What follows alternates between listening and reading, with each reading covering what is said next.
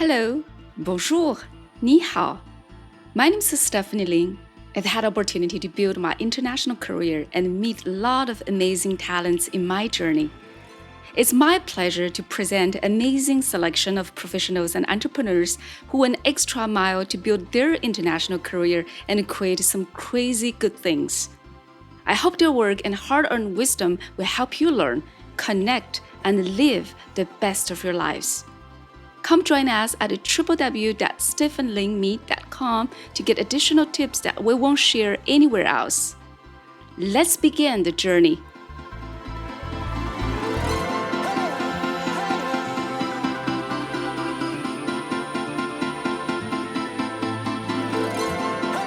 In this episode, I'm very excited to interview Bing Wu, Managing Director of Innocem Canada, an industry-driven global company that provides digital services to enterprise customers. Bing also shared his exclusive tips to help SMEs start their digital transformation journey on our website. Here's the one and only Bing Wu.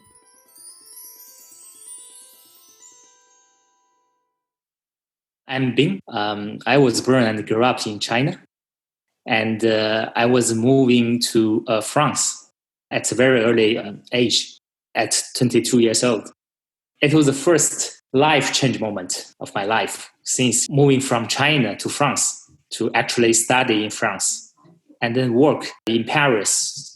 It's like switching to a totally different culture and work in a very different environment, very different from where I grew up. So that is a first moment of my life. And I studied engineering in France. After that, I was working for a consulting firm called Accenture. I was working in Europe for a couple of years. My career was mainly focusing in information technology consulting.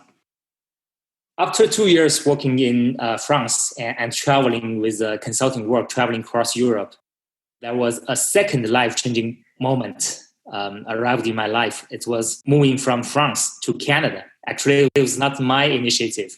It was my wife's decision. At that time, my girlfriend, she decided that we were going to move from Paris to Montreal in Canada. Actually, because after graduating from business school, she was having a difficulty in finding a good job. That's why I moved with her. And that turned out to be a bigger and second and bigger life-changing moment in my life, since after a couple of years, we realized that Canada is a country that is much open for business. It's much business-friendly. And also it's much open society for living and having a career, even for raising a family. So I really appreciate that. Getting moved from Paris to Montreal and was still working for the same company, for Accenture. And time continues, and I keep on traveling, across Canada and also to places like United States. After a couple of years, the focus has changed. It's quite a normal thing. At the beginning of our career, we were more tending to find a good job. Then after a couple of years, we know how it is. And then we tend to find the right job. Then I was looking for, with my family situation, especially, I was starting to have a kid. I was looking for a balanced job and career situation. That's why I switched to the world of corporation. I worked to companies like Rio Tinto or another Canadian paper-making company. And then I ended up with taking a very comfortable job at Montreal Transportation Company. Again, after a couple of years, another opportunity came and turned out to be a major life-change event. It was one of my ex-colleague at Accenture, is a guy from China, Mr. Chen. He was moving from China to Montreal, and he just created, with a couple of friends, a startup company called Innocem. And he is looking for expanding the business, Innocem's business, globally. And they choose Montreal as the first stop for that. So he gave me an offer saying, "Hey, Bing, I know you're in a very comfortable area where you're spending less than 7 hours per day in your comfortable job as a principal analyst at Montreal Transportation Companies. Would you like spending the rest of your career counting your hours and doing a comfortable work, or you want to just work with us?" and conquer the world with technology. Because Innocent was a startup major focusing in artificial intelligence and the Internet of Things. So I would say, why not? At at that age when I'm still very young, and even though I'm having young kids that needs to draw a lot of my attention, I'm coming to a point that instead of having a right job, I think step in my comfort zone.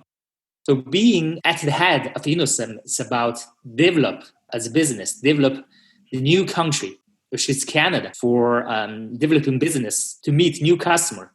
It's a customer-faced job, and more I'm doing less business development myself. I'm more managing a team to develop and to extend the business network, and also I'm managing the project. So it's a huge new challenge, and thanks God, I get support from my family, from my wife and my parents. And things goes pretty well, even during the COVID. The good thing, I stopped traveling internationally.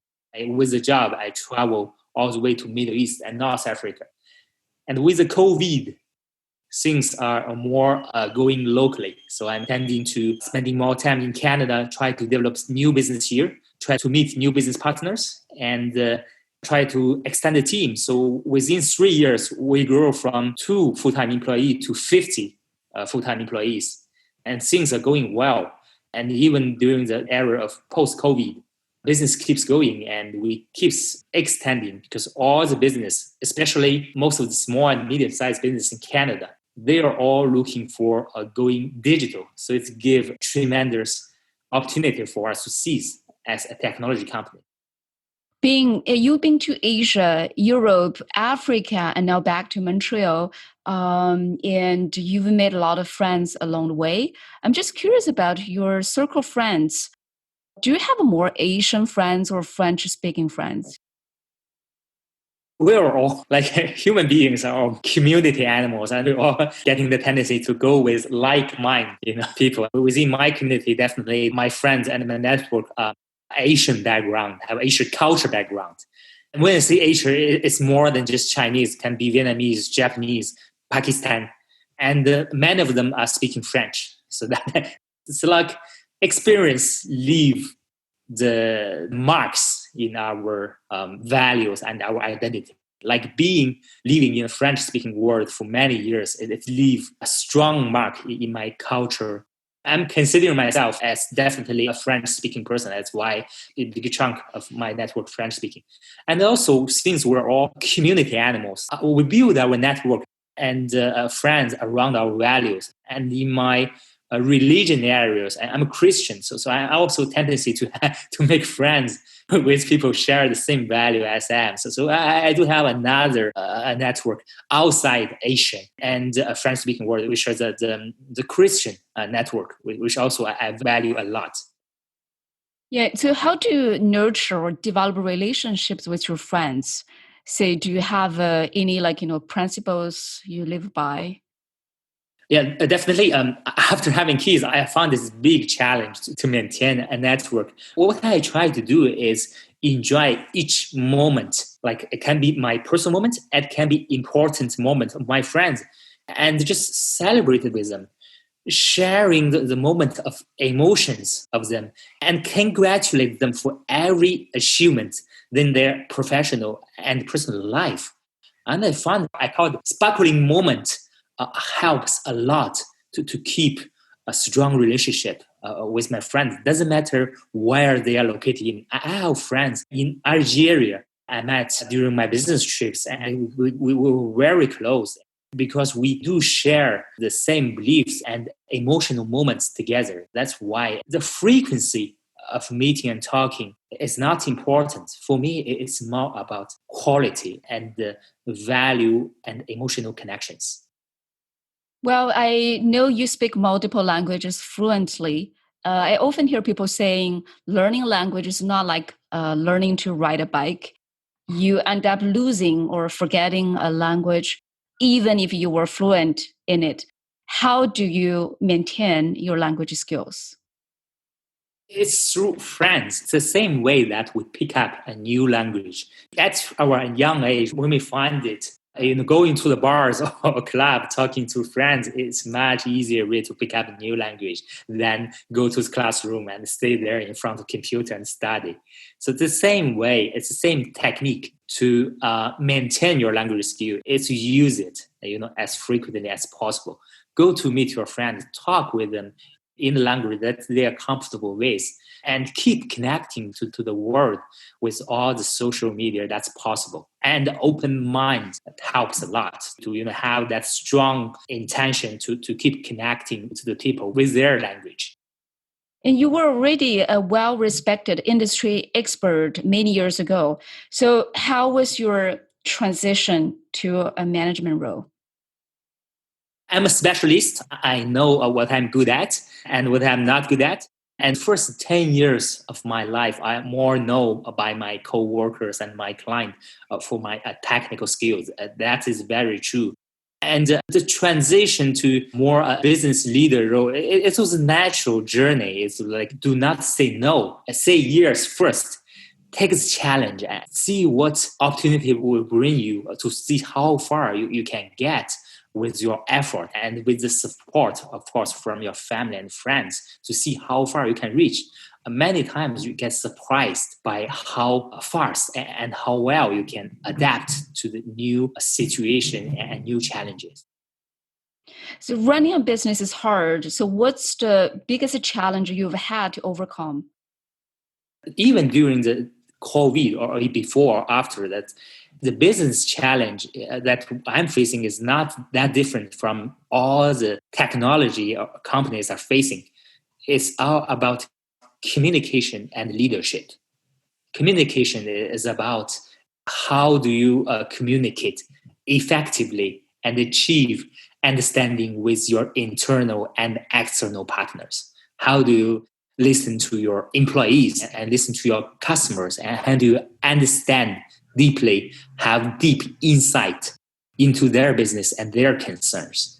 And leadership is a lifelong learning process. I make mistakes every day and every week. I learn from mistakes that I'm making and learn from my teams. It turned out to be that, I still have a lot to learn, to experience, and also keep on continuously improving the leadership skills. So that's all the fundamental element keeps me and my business moving forward. And no matter what the situation is, as soon as we put the right effort at the right place and we believe in what we're doing, we will be just being able to get through. Being since you mentioned frequent business travels, so I wonder, if you have must-have items when traveling for business.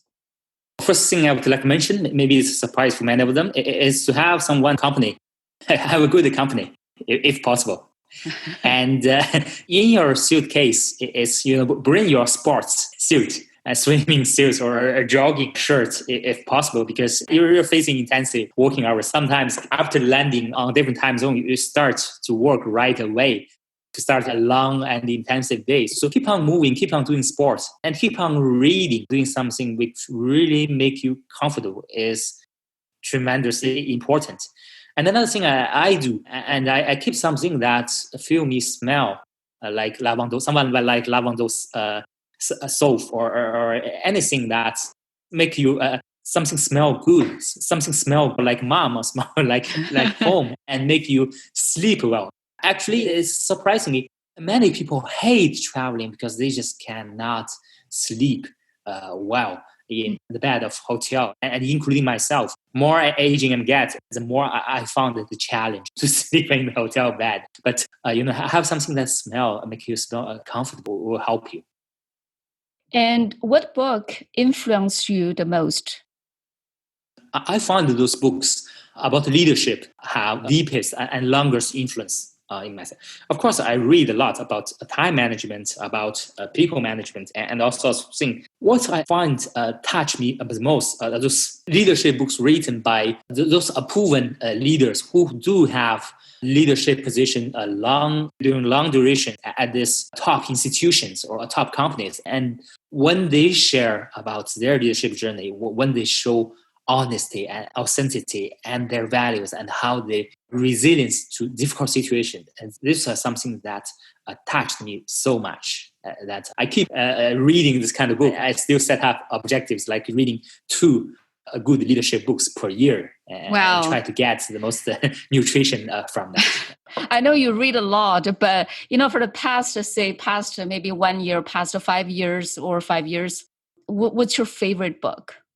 It's hard to say. There are many good ones. You can mention Bill George, the ex-CEO of Medtronic. He wrote many amazing books about his journey and his value as leaders, even about how business leaders to stand out political issues, all sorts of things. And from the book, I can tell the honesty and authenticity, through the text. And I strongly recommend his books, his leadership books, like Leading True, I Find You True North, those books to any business leaders and professionals.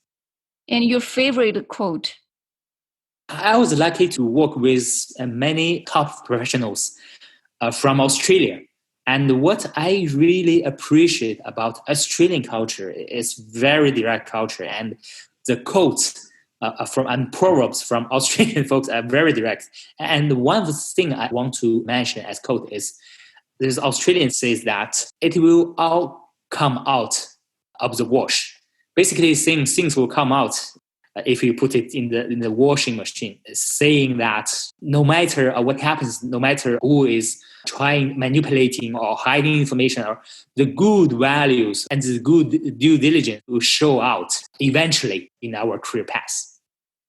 And what's the most important lesson you've learned in the past 10 years?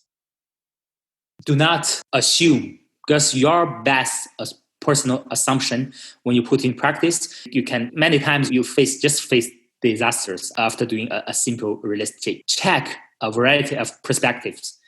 As business leaders, many times your best perspective are the perspective from others.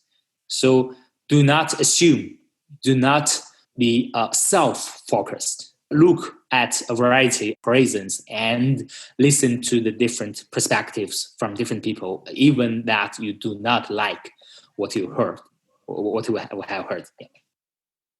And last question, what are the most important things you want people to remember about you? So your elevator pitch. That's an interesting question. I'm not a good elevator pitch. I want to give them the impression I want to give them that I am honest, authentic, and competent professional. I'm not a salesperson. I'm not trying to sell anything. I'm trying to be there to serve, to share, and to solve problems. What a journey. Thanks for listening. If you like the show, please subscribe on Apple Podcast, Google Podcast, Spotify, or anywhere you listen to the podcast, and share it with your friends, as helping each other and growing together is just so much fun. Head to www.stephanielinme.com for additional tips and info. Remember, play the long game and be great every day. Bye, ciao, 下次见。